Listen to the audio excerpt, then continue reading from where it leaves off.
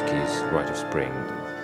That's a kind of piece which shows the orchestra like Philharmonia at its best, because you get wonderful individual playing, like the beginning of the piece, which is bassoon solo. You get cor anglais solo, you get violins, you get a trumpet suddenly sparkling. And then you get this huge, like in the final sacred dance, you get the whole orchestra going demented in this crazy unrhythmic, which sounds like unrhythmic, but in fact it's very, very rhythmic. All these tutis and all the instruments are playing. So, and that's what shows the brilliance of this orchestra, the real power and the real color of this orchestra.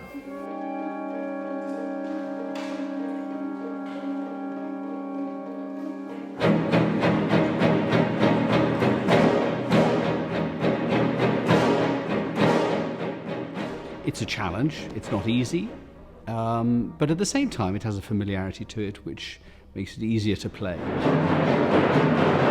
But there's an extra frisson, I suppose, about the Rite of Spring. It's such an important work and it's so exciting to play and it's so colourful. I started very, very early when I was 7 years old. I had the music coming somewhere on the street from the window or something, and I said, I want to do that. I started my early piano lessons, and at 16 I was transferred by my own wish into the conducting world, which wasn't very, I probably didn't even understand how difficult it is. I saw the concert once, and I remember sitting in the first row, and I couldn't understand how is it possible that one man standing there and organizes all those people, how does he make them all play together, and the end result is so impressive. I wasn't rushing into doing this piece. And neither in Russia nor in Europe, you know, because it requires a certain strength, certain power, certain set of mind, which you have to gradually arrive to.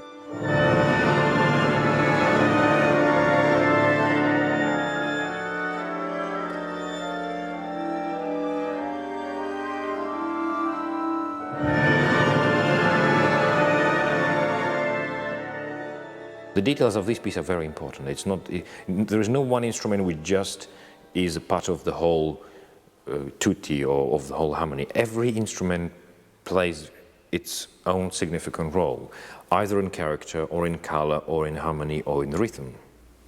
Because Stravinsky was probably one of the first composers who started using the orchestra instruments as a rhythmical structures. He wouldn't just use the percussions for rhythm. He would use an oboe for playing the melody, but it would be so clear, so strong, and so powerful rhythmically. Though Stravinsky was very precise. He would always write, you know, the metronome and the tempi. He would be very, very precise what he wants.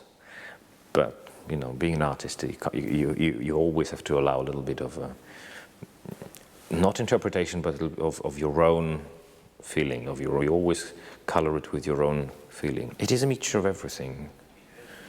It has this, at the core, it has this Russian pagan philosophy. You know, when you feel earth, soil in your hands, you know, when you just, it has to be that feeling with the sound as well, because that what gives it a pagan color, you know. When you think that was written in 1913, it still today sounds so contemporary. And I don't think anybody since then ever achieved that level of perfection of rhythm, melody, character, color, power. It's unbelievable.